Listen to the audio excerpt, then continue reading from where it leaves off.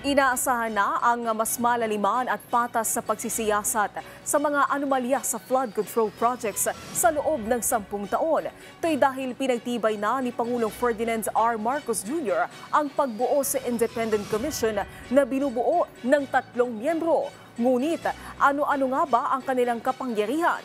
Alamin natin sa sentro ng balita ni Kenneth Pasyente. Sa bisa ng Executive Order No. 94, itatatag ang independent body na mag-iimbestiga sa anomalya sa flood control projects at ibang proyekto na pinupondohan ng gobyerno. Tatawagin itong Independent Commission for Infrastructure o ICI. Pangungunahan ng komisyon ng isang chairperson at 2 miyembro. Mapipili sila dahil sa kanilang competence at integridad. Mandato ng ICI ang pagdinig, pag-iimbestiga, pagkalap ng ebidensya, intelligence reports at iba pang impormasyon laban sa mga opisyal ng gobyerno. Sakop ng pagsisiyasat ang mga proyekto ng gobyerno sa nakalipas na 10 taon. Kasama sa kapangyarihan ng ICI ang pagrerekomenda ng paghahain ng criminal, civil at administrative cases sa Office of the President, Ombudsman, DOJ at CSC. Kasama sa function ng Independent Commission for Infrastructure ang hearings, pagkuha ng testimonya ng mga sangkot sa issue at pagtimbang sa mga ebidensya, maging ang pag-issue ng sabina para sa mga witness at pagkuha ng mga dokumentong kailangan sa fact-finding at investigasyon nito.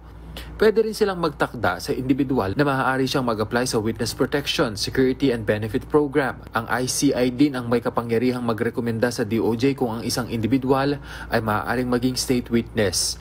Maaari rin itong i-request o makuha ang mga impormasyon at mga dokumento sa mga isinagawang investigasyon mula sa Kongreso at Senado. May kapangyarihan din ang komisyon na magrekomenda o request para sa whole departure order. Kasama rin ang request para sa pag-freeze o seizure ng assets, funds, deposits at ari-arian ng isang individual na mapapatunayang konektado sa mga anomalyang flood control at infrastructure project habang isinasagawa ang investigasyon. Kasama rin sa mandato nito ang madalas na pagbibigay ng impormasyon sa mga otoridad para sa mabilis na prosekusyon at ang pagrerekomenda sa otoridad kung kinakailangan ng preemptive suspension sa mga sangkot na opisyal ng gobyerno.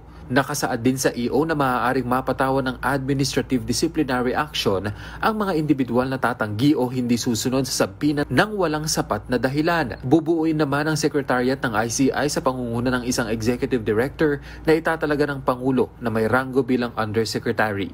Naatasan namang umasiste sa ICI ang lahat ng ahensya ng gobyerno sa ilalim ng executive branch, kabilang na ang DOJ, NBI, National Prosecution Service, DILG, PNP at iba pa. Buwan-buwan ang pagre-report ng ICI sa Office of the President, habang naatasan naman ng DBM na humanap ng kaukulang pondo para sa implementasyon ng EO. Una nang sinabi ni Pangulong Marcos Jr. na walang politikong magiging miyembro ng Independent Commission for Infrastructure.